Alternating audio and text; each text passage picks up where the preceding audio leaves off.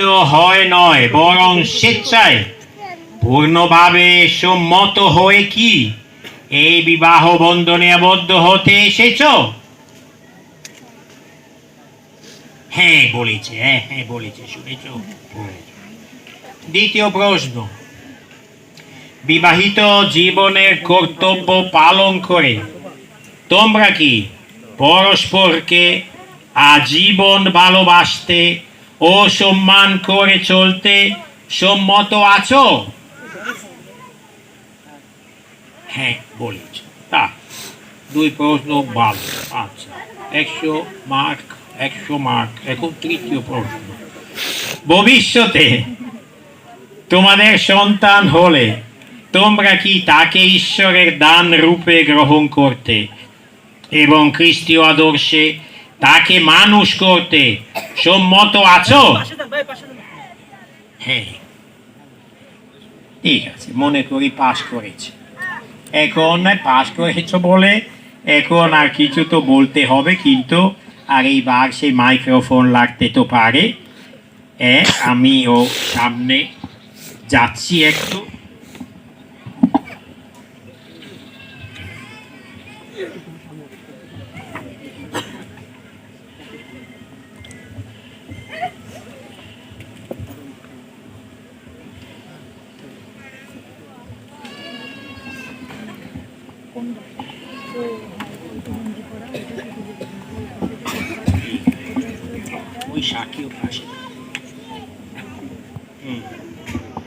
সুতরাং তোমরা দুজনে পবিত্র বিবাহ বন্ধনে আবদ্ধ হতে দৃঢ় সংকল্প আছো বলে তোমরা এখন মুখোমুখি দাঁড়িয়ে ডান হাতের উপর ডান হাত রাখো। পরমেশ্বরকে সাক্ষী রেখে খ্রিস্ট মণ্ডলীর সামনে তোমাদের বিবাহ প্রতিজ্ঞা গ্রহণ করো। ডান হাত মিলাও, ডান হাত মিলাও।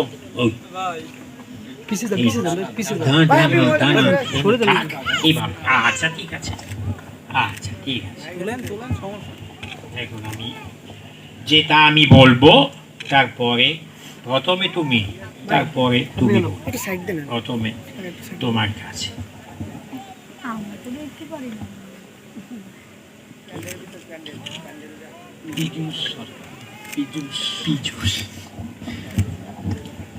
আমি পীযূষ,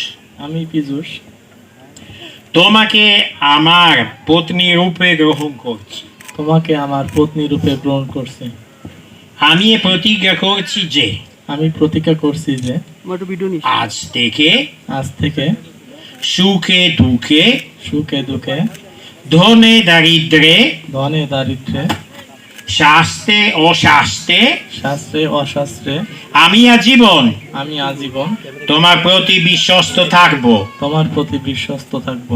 তোমাকে ভালোবাসবো ও সম্মান করে চলবো।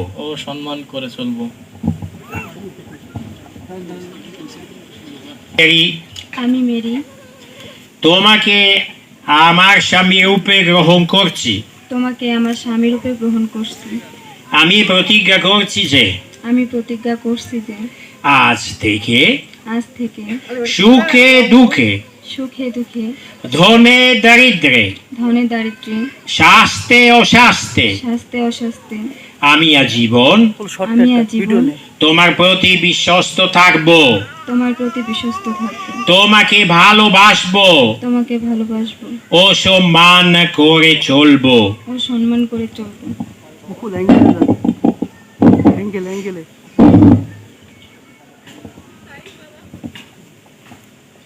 খ্রিস্ট মণ্ডলীর সামনে তোমরা এই যে প্রতিজ্ঞা গ্রহণ করেছো, করুণাময় পরমেশ্বর তোমাদের এই প্রতিজ্ঞা সুদৃঢ় করে তুলুন এবং তার আশীর্বাদে তোমাদের জীবন সার্থক হয়ে উঠুক।